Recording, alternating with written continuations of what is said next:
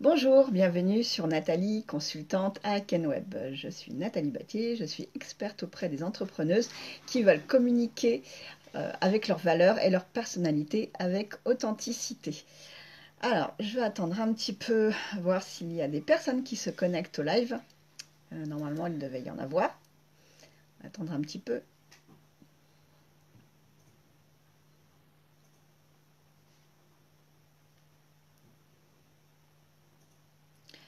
Donc, le thème du live, c'est oser se montrer. Donc, aussi bien en photo qu'en vidéo.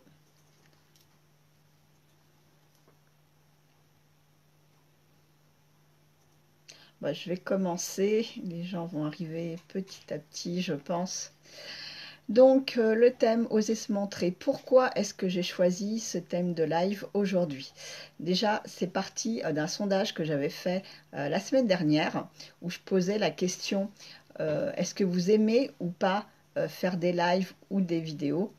Et dans les résultats de ce sondage, donc 3 avaient cliqué sur j'aime et 4 sur j'aime pas. Donc c'est en fait, c'est vrai que c'est un petit échantillon, mais il y a aussi par rapport aux commentaires qui étaient donnés, il y avait quand même le résultat qui prédominait, c'était qu'elle n'aimait pas se montrer en live ou en vidéo.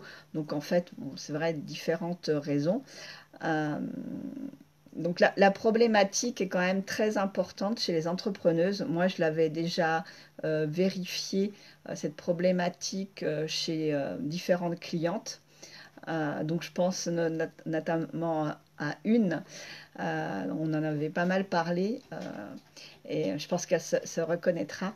Donc je me suis dit que c'était quand même intéressant de pouvoir parler, vous donner des conseils, des astuces et aussi mon expérience personnelle par rapport à cette problématique d'oser se montrer, oser faire des vidéos, oser faire des lives, oser aussi se montrer en photo. Et ça pourra peut-être, ah bonjour, je vois qu'il y a quelqu'un, vous permettre de vous amener une réflexion sur agir. Agir, c'est-à-dire oser enfin faire une vidéo, oser enfin faire un live. Donc en fait, oui, pendant ce live, j'ai donc beaucoup parlé de mon expérience personnelle, mais je pense qu'elle est plutôt positive, donc voilà. Alors, oser se montrer, ça peut se faire de différentes manières.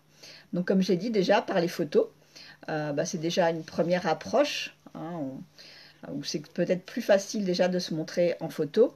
Il faut d'abord choisir déjà son meilleur profil, une tenue où on est à l'aise, où on se sent bien, le bon lieu aussi pour se faire prendre en photo, c'est-à-dire avec, voilà, avec une belle lumière qui vous met en valeur, être souriante, avenante, ou alors aussi en action, hein. On peut être prise en photo lors d'événements, de vos ateliers par exemple. Déjà, ça ferait entre guillemets une belle pub sur vos réseaux sociaux, hein, de vous montrer avec vos participantes. Et aussi pendant, si vous faites des salons, des foires, vous montrer sur votre stand, vous montrer en action. C'est aussi un bon moyen de communiquer. Euh, vous pouvez peut-être commencer déjà avec un professionnel de la photographie.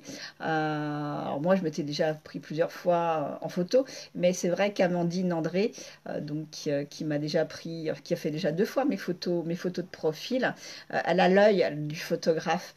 Elle sait ce qui ira, ce qui ira pas, le fond adéquat, la bonne lumière. Et déjà, ça met en confiance parce que, voilà, un photographe, ça va sortir de très belles photos. Et des photos où il vous mettra forcément en valeur. Ça sera déjà une première approche par rapport à votre communauté pour vous montrer. Ensuite, il y a les vidéos téléchargées. Donc en fait, les vidéos téléchargées, ça vous permet de vous enregistrer plusieurs fois, donc de vous entraîner, donc de vous mettre peut-être plus à l'aise, plus en confiance, parce que voilà, vous faites votre vidéo, ensuite bah, vous la regardez, ou vous pouvez aussi vous arrêter parce que vous avez bafouillé, parce que vous êtes trompé, parce que vous n'avez pas utilisé le bon terme. Donc ça peut être déjà une première approche, la vidéo. Il faut la faire dans un coin sympa, ben, sur vos lieux de vie ou dans votre bureau, avec aussi une belle lumière, hein, qui puisse voilà, vous mettre en valeur. Vous pouvez aussi la faire si vous avez un jardin en printemps, pendant le printemps, pendant l'été, par exemple pour faire la vidéo de votre site internet, ça peut être sympa de la faire dehors. Euh, donc évitez les bruits ambiants quand même.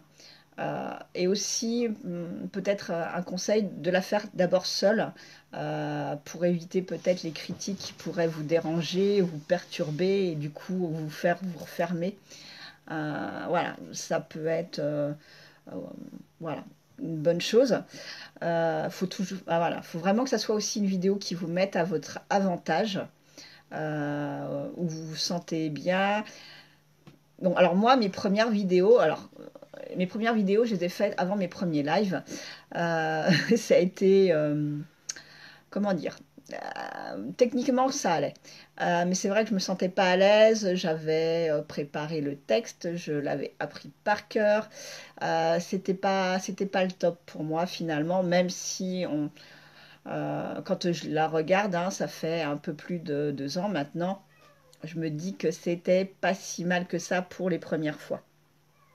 Ensuite, une autre manière, il y a les interviews.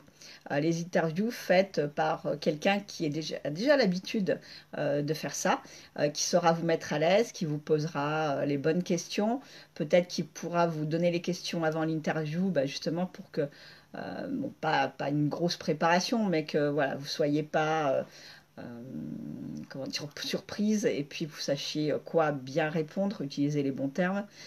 Euh,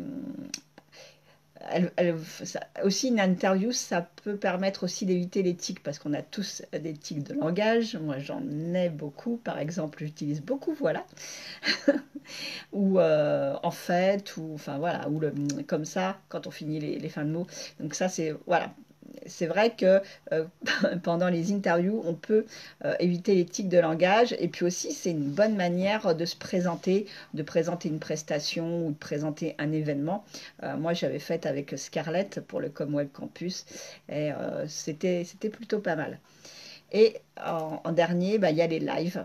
Alors peut-être que ce sont les lives les plus durs parce que là, on est en direct avec sa communauté où ben, si on se trompe sur un mot, on ne peut pas revenir en arrière. Donc il faut quand même beaucoup d'entraînement avant pour se mettre à l'aise, pour savoir si son discours, si son contenu, il est bon, que vous n'allez pas vous tromper, que vous ne vous trompez pas sur le contenu à apporter.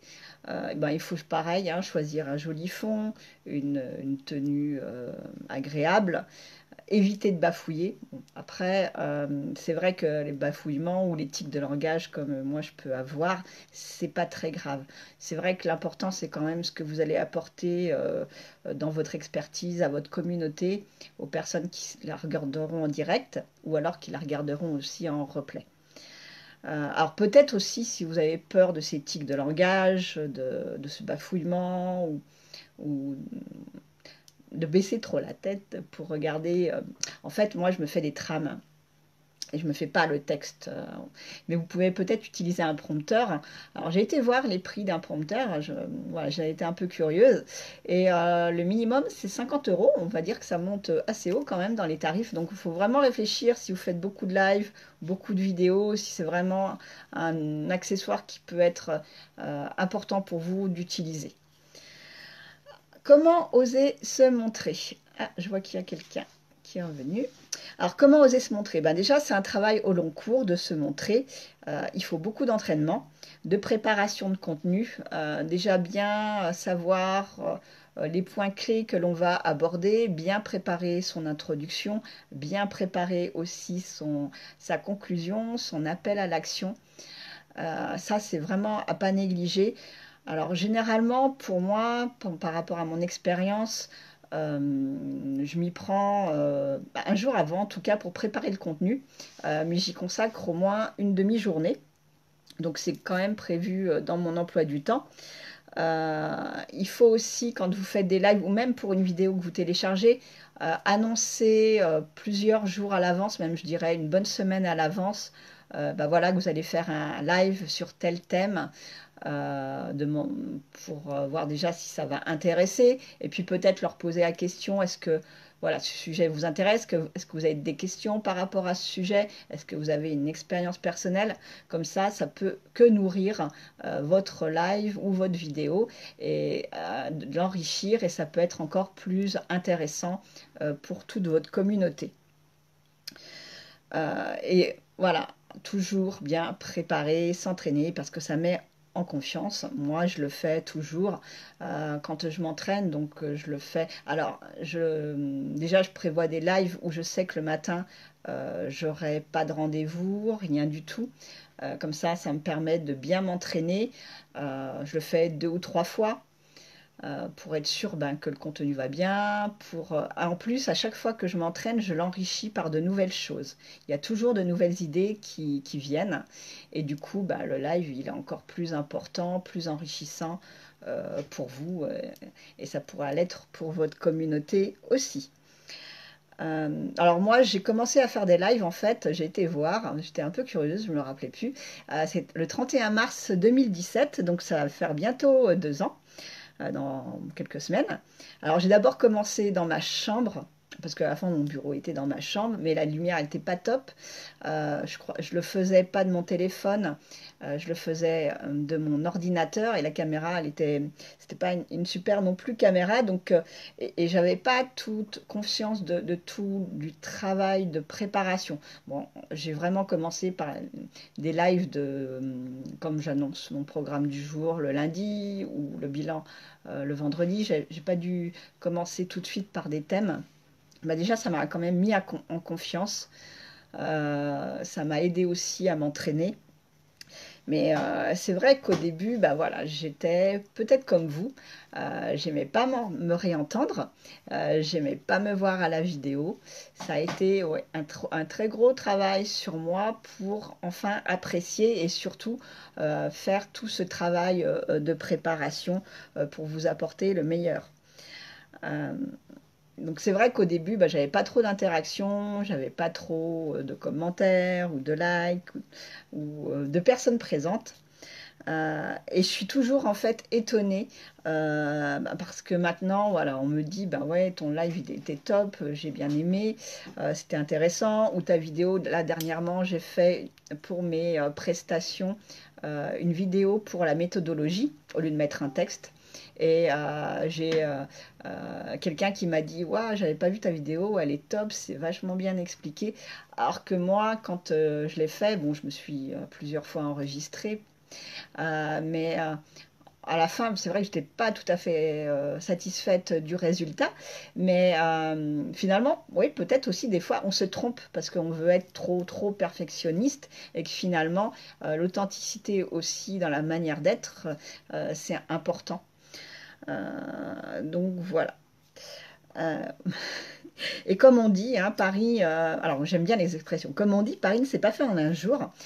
Ça prend du temps à être à l'aise en vidéo ou en live, ou même, ouais, je pense aussi à autre chose, par exemple, quand on fait des conférences devant beaucoup de monde, je pense que ça doit être encore, entre guillemets, la pression doit être encore pire que quand on fait un live, parce que là, on voit les gens devant nous, et il faut vraiment en avoir envie. Et une autre expression, c'est en forgeant qu'on devient forgeron. Et plus vous en ferez, en fait, et plus ça deviendra naturel pour vous. Plus les automatistes viendront tout naturellement, plus votre entraînement sera aussi performant. Il ne faut pas avoir peur de se tromper et ça forge aussi l'expérience. C'est vrai que maintenant, moi, au bout de 2 ans, j'ai toujours une petite appréhension. Quand je commence le live, je me dis est-ce qu'il y aura des gens présents? Est-ce que je vais avoir des questions ou pas? Mais voilà, quand j'ai fini, voilà, je suis vraiment très contente. Et donc, en fait, faire des lives, faire des vidéos, vous montrer comme ça met aussi votre communauté en confiance et ça montre votre expertise parce que pendant les lives, bah, les gens ils vont pouvoir vous poser des questions et vous allez vraiment montrer qui vous êtes et qu'est-ce que vous pouvez leur apporter. Donc, petit conseil pour moi, il faut en faire. Alors, je ne sais pas s'il y a vraiment s'il y a quelqu'un. Donc, s'il y a quelqu'un, bah, vous pouvez me poser des questions. J'attends un petit peu. Sinon, si vous regardez en replay, je répondrai aux questions ben, quand je les verrai.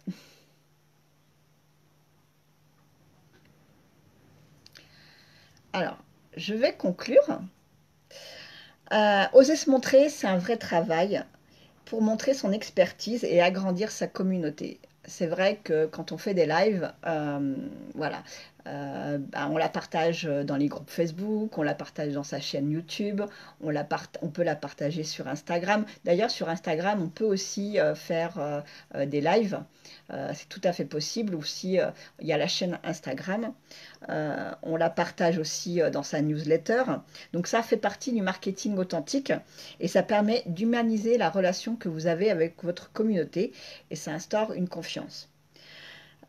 Ces différentes problématiques, ça m'a amené à réfléchir en fait sur un nouveau défi Facebook qui aura lieu au mois de mai, que je vais vous proposer pour le mois de mai, du 6 mai au 3 juin, donc toujours sur un mois.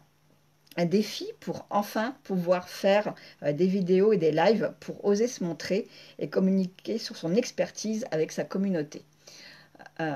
Donc le principe, ça sera du lundi au vendredi, une publication tous les jours.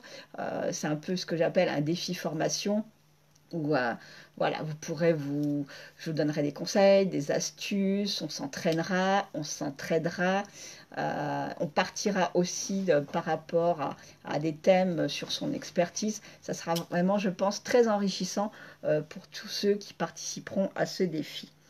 Je vous apporterai donc tous mes conseils et mes astuces pour pas que vous mettiez comme moi, hein, 2 ans à enfin être à l'aise, à avoir envie d'en faire et d'avoir une communauté qui réagit et qui participe à vos lives et à vos vidéos. Voilà, j'espère que voilà, ce live vous aura plu. Si vous avez des questions, n'hésitez pas à me les mettre en commentaire.